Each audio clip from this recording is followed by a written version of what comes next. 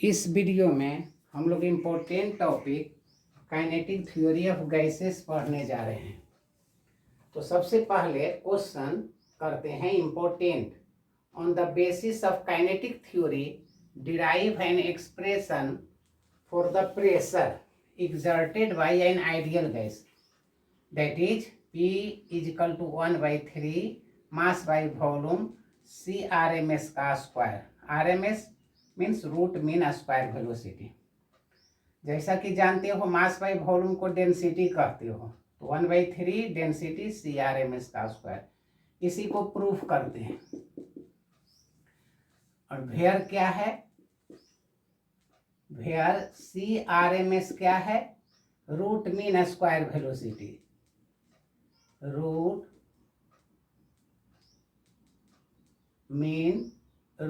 Mean S means square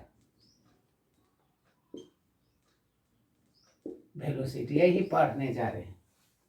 तो consider an ideal gas, answer करते हैं। Consider an ideal gas, consider an ideal gas enclosed in a cubical vessel, enclosed in a cubical vessel of size L, that is shown in figure। ये figure है, तो क्या है इस figure में, ये एक्स एक्सिस है, ये साइड्स L हो गया, ये L हो गया, ये L हो गया, ये L हो गया, ये एक्स एक्सिस, ये हो गया Y axis,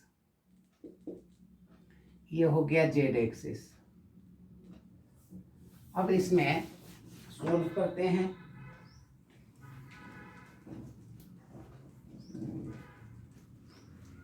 shown in figure of sides L. Consider n molecules. Consider n molecules, each of mass m. So total mass,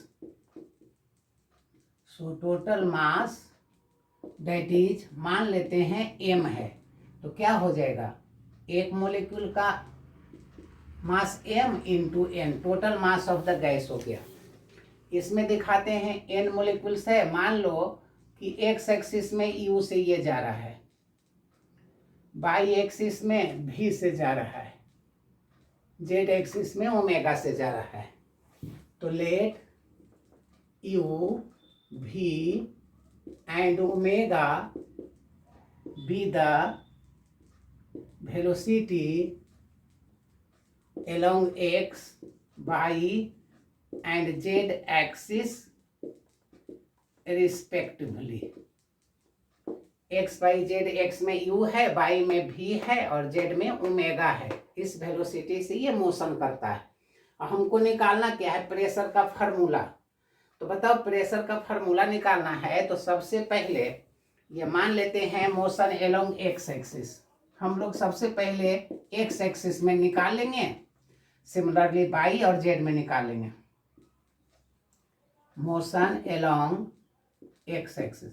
तो सबसे पहले फर्स्ट मोलिक्यूल का, पहले मोलिक्यूल का निकालते हैं। तो क्या होगा, पहला मोलिक्यूल आएगा और U1 से कोलिजन किया, कोलिजन इलास्टिक है तो एनर्जी कांस्टेंट रहेगा, मोमेंटम कांस्टेंट रहेगा, तो डायरेक्शन बदल गया, सेम वेलोसिटी से ये लौट गया। U1 से कोलिजन किया, U1 से ही लौट गया, डायरेक्शन बदल गया तो माइनस हो गया। तो सबसे पहले मोशन एलोंग एक्स एक्सिस निकालते हैं। तो इनिशियल मोमेंटम कितना हो जाएगा, इनिशियल मोमेंटम मोमेंटम क्या हो जाएगा, जैसा कि जानते हो मोमेंटम का फॉर्मूला होता है मास इनटू वेलोसिटी mu1। अब after elastic collision, after elastic collision final momentum, final momentum क्या हो गया, डायरेक्शन बदल गया तो माइनस mu1 हो गया, माइनस mu1 डायरेक्शन बदलने के कारण minus mu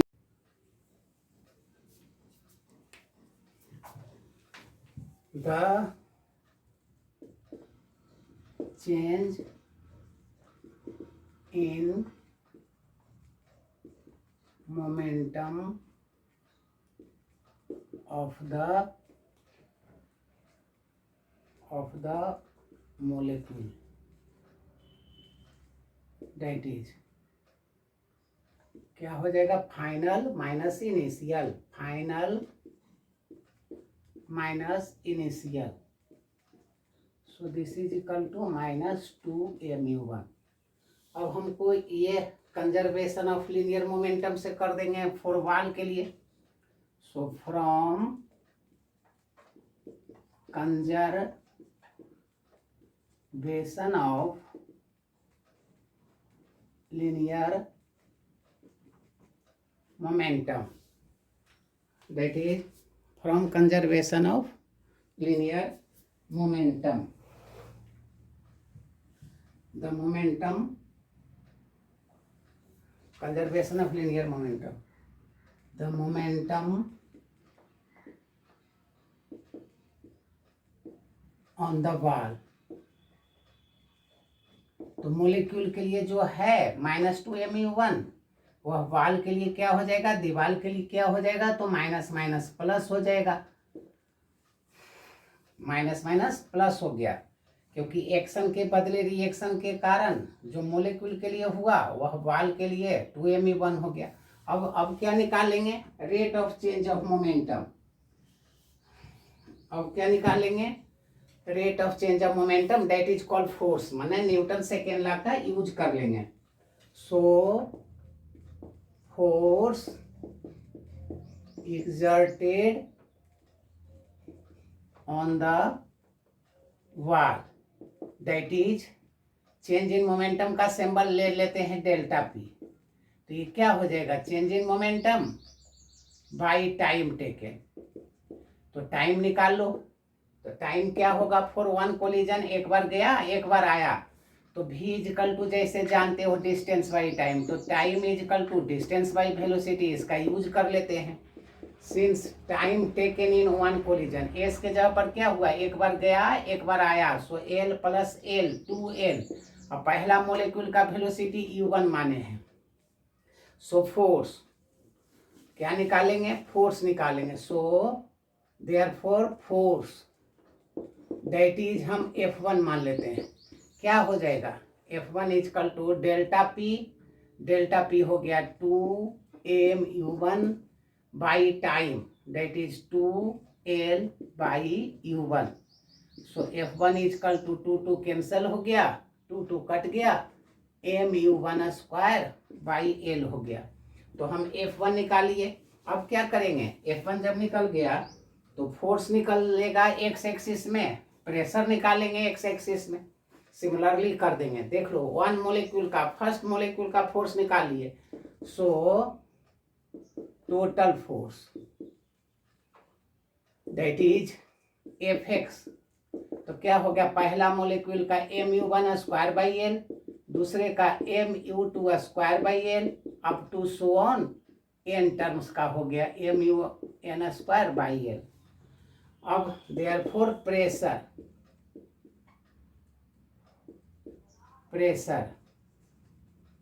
along x axis, that is px is equal to force by area. तो एरिया किसका निकालेंगे, एरिया इसका, तो एरिया इसका क्या हो जाएगा, l इंटू एल, तो एल स्क्वायर हो जाएगा। सो Fx by area l square, value put up कर देंगे Fx के जगह पर, तो l पहले से l स्क्वायर ये आ गया, तो l क्यू हो जाएगा। कैलकुलेशन खाली कर लेंगे।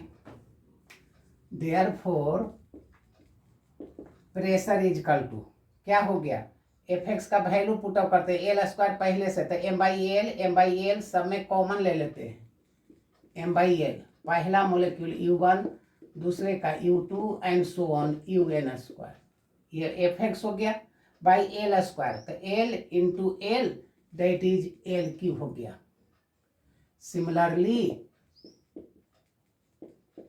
Similarly pressure along y and z axis that is p by m by l q ज्यों का त्यों हो जाएगा, u के जगह पर v हो गया v1 square v2 square and so on n molecules का vn square and pz is equal to m by l q, ये जेड एक्सिस में ओमेगा 1 माने हैं, omega 1 square, omega 2 square and so on omega n square, ये हो गया। क्या आप कैलकुलेशन कर लेंगे, जैसा कि पहले से थ्योरी बता चुके हैं, pressure in all possible direction, हम पर, तुम पर, सब पर, जैसे इस दीवार पर, तो इसके आगे का दीवार पर, सभी जगह प्रेशर क्या होगा, since pressure in all possible direction is equal होगा, एक्स बाई जेड तीनों एक्सिस में प्रेशर इक्वल होगा। मान लो कि P है, तो हमको गैस के द्वारा प्रेशर निकालना है, so total pressure exerted by gas that is Px Py plus Pz, तो तीनों का वैल्यू तो P है, तो टोटल प्रेशर क्या हुआ, P plus P that is हो गया 3P। Px का value m by L Q, Py का value m by L Q common ले लेते हैं, प्लस कर रहे हैं। पहले का कितना है U1, दूसरे का V1, तीसरे का ओमेगा 1 का एक जगह लिख दिए, दूसरे का लिख दिए U2 V2 square omega 2 square up to n terms, ये प्रेशर निकालिए। अब क्या कर लेंगे, तीनों का रिजल्ट निकालेंगे, जैसा कि बताए हैं, U square V square omega square का रिजल्ट क्या हो जाएगा, और P इज इक्वल टू 1/3, एक मोलिक्यूल स्मॉल मास है, एल क्यू को वॉल्यूम कहते हो, volume is equal to L Q, नहीं होता है लिख देते हैं volume is equal to L Q. इसका रिजल्ट U1 V1 ओमेगा 1 मान लो C1 स्क्वायर है, दूसरे का C2 CN स्क्वायर, फिर C square is equal to क्या हुआ, resultant U square V square omega square, 1 है तो 1 दे दिए, 2 था तो 2 दे दिए, n है तो n दे दिए। ये C रिजल्टेंट स्पीड हो गया x बाई जेड एक्सिस में। अब हमको इसको सोल्व करना है, तो बताओ m is equal to total mass is equal to क्या लिखे थे, m बाई एन, तो m इज इक्वल टू क्या हो जाएगा, m by N, so p is equal to 1/3, m is equal to capital M भी पहले से, अरे हाँ, C1 square C2 square CN square by n हो गया, ये n इधर आ गया, m बाई एन, ये n लिख दिए, so this is equal to 1/3 mass by volume, इसका नाम रख रहे हैं CRMS का square, R means root mean, S means square, root mean square velocity, where CRMS is equal to, देख लो C1 square C2 square CN square by n का root, फिर से R means root, M means mean में n से divide कर दिए, S square का ये मीन है इसीलिए नाम पड़ गया रूट मीन स्क्वायर। सो ये P का फॉर्मूला हो गया। कभी कभी मास बाई वॉल्यूम को डेंसिटी यदि प्रूफ करना रहे तो डेंसिटी तक लिख देना। अब इसका रिलेटेड क्वेश्चन हम लोग पढ़ते हैं, काइनेटिक थ्योरी गैसेस से related question, relation between relation between pressure and mean kinetic energy of gas. तो क्या आप अभी पढ़े थे? From kinetic theory of gases, pressure is equal to 1/3 mass by volume root mean square का whole square. Mass by volume per unit volume का निकाल रहे हैं, प्रेशर फॉर यूनिट वॉल्यूम, तो मास बाई वॉल्यूम को डेंसिटी कह दिए, equation 1। अब क्या निकालेंगे? Mean kinetic energy per molecule पर यूनिट वॉल्यूम। अब क्या निकालेंगे? काइनेटिक एनर्जी पर unit volume of gas, that is हम मान लेते हैं ई है, तो क्या हो जाएगा 1/2 मास बाई वॉल्यूम, दैट इज क्या हो जाएगा? जैसे फॉर्मूला जानते हो ना, मास RMS का स्क्वायर, हाफ mv स्क्वायर के जगह पर ये गैस मोलिकुल्स का स्पीड रख दिए, लेकिन हमको निकालना है पर यूनिट वॉल्यूम, तो मास बाई वॉल्यूम कर देना। 1/2 दिस इज डेंसिटी CRMS का स्क्वायर, ये इक्वेशन 2 हो गया। फ्रॉम इक्वेशन 1 एंड 2 कर देते हैं। फ्रॉम इक्वेशन 1 एंड 2 क्या हो जाएगा? P/E डिवाइड कर दिए, P से E को डिवाइड कर दिए। यहाँ पर क्या है? 1/3 रो CRMS का स्क्वायर, यहाँ पर 1/2 CRMS का होल स्क्वायर। कट गया, ये बच गया 1/3, ये हो गया 2/1, so this is 2/3। So P is equal to 2/3 E, ये रिलेशन हो गया, ये रिलेशन हो गया। P is equal to 2/3 of kinetic energy. अब क्या पढ़ेंगे? अब इसका एक्सप्लेन करते हैं। दूसरा एक क्वेश्चन पढ़ लेते हैं, kinetic interpretation of the temperature. क्या पढ़ लेते हैं? काइनेटिक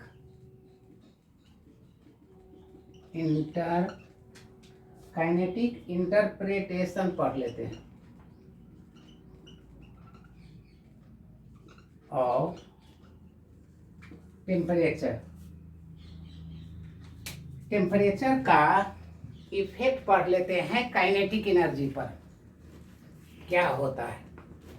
तो क्या होता है? तो अभी अभी जैसे बोले कि since pressure is equal to, क्या फार्मूला बताए? 1/3 मास बाई वॉल्यूम CRMS का स्क्वायर, क्रॉस मल्टीप्लीकेशन कर दिए, P/V 1/3 mCr square. For 1 mole M is equal to M into N for 1 mole, where N is क्या हो गया? एवागाड्रो नंबर हो गया। तो और PV इज इक्वल टू जानते हो nRT, तो N इज इक्वल टू 1 मोल ले लिए, तो PV के जगह पर RT रिप्लेस कर दिए, PV के जगह पर RT रख दिए। यहाँ पर हो गया 1/3, M के जगह पर हो गया M N CRMS का square. So 3RT equal by N भी इधर ले आते हैं, बच गया mCRMS का स्क्वायर। काइनेटिक एनर्जी का फार्मूला जानते हो, हाफ mv स्क्वायर होता है, तो हाफ से इधर भी इंटू कर दो, हाफ से इधर भी कर दो, क्या बन गया? ये काइनेटिक एनर्जी हो गया। और ये क्या हो गया? 3/2 R/N को K कहते हो, और ये हो गया half mv square, kinetic energy हो गया, वेयर K का नाम है R/N, that is called Boltzmann constant, BOLTZ, Boltzmann constant इसका नाम पड़ गया, बोल्जमान कांस्टेंट। ये बोल्जमान कांस्टेंट हो गया काइनेटिक एनर्जी का। अब इससे क्या हम लोग निकाल लेते हैं? अब इससे निकाल लेते हैं law of equipartition energy, law of equipartition. जैसे rotational kinetic energy, translational kinetic energy और वाइब्रेशनल काइनेटिक एनर्जी। तो बताओ ट्रांसलेशनल काइनेटिक एनर्जी क्या हो जाएगा। थोड़ा सा इसको हम एक्सप्लेन कर रहे हैं लॉ ऑफ इक्विपार्टीशन एनर्जी के टर्म में। तो kinetic energy equal to 3/2 kT है। और जैसा कि पहले से जानते हो translational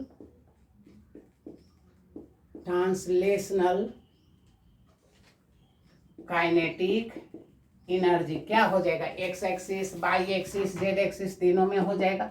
half m x axis में मान लेते हैं हम, u मान सकते हैं, एक्स एक्सिस अभी u माने थे, चलो हम भी x मान लेते हैं, यहाँ पर भी y मान लेते हैं, प्लस हाफ m भी z मान लेते हैं। जैसा कि पहले से जानते हो kinetic energy in all possible direction क्या होगा, इक्वल होगा। Half M V square equal हो गया, half M V square equal हो गया, हाफ एम वी जेड का स्क्वायर इक्वल हो गया एट कांस्टेंट टेम्परेचर पर, at absolute temperature, at temperature T पर ये सब इक्वल हो गया। जैसा कि यहाँ लिखे हैं काइनेटिक एनर्जी कितना है, टोटल काइनेटिक एनर्जी 3/2 kT है। टोटल काइनेटिक एनर्जी 3/2 kT है। यहाँ पर हो गया तीनों इक्वल है, तो तीनों इक्वल है तो क्या कर लेंगे 1 2 3 तीनों इक्वल है। तो टोटल ट्रांसलेशनल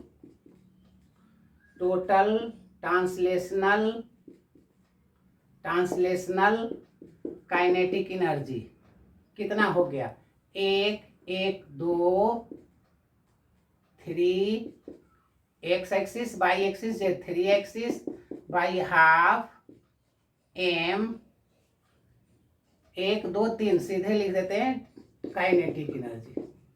तो ये 3/2 kT था, 3 और 3 कट गया, तो kinetic energy is equal to half kT, that is called law of equipartition energy. तो लॉ ऑफ इक्विपार्टीशन एनर्जी क्या हो गया, law of equipartition energy kinetic energy per molecule per degree of freedom is half kT।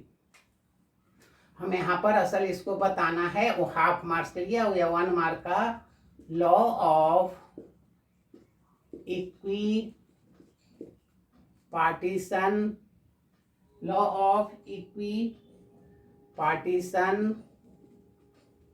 Energy क्या हो गया, यहाँ से बनाओ, मतलब it states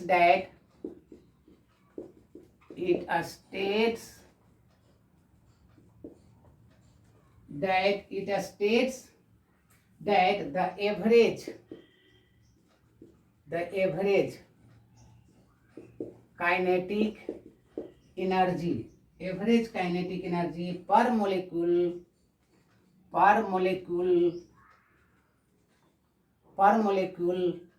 per degree of freedom is half kT। Where K का नाम क्या लिख दिए, Boltzmann constant. Where K is called Boltzmann constant, K का नाम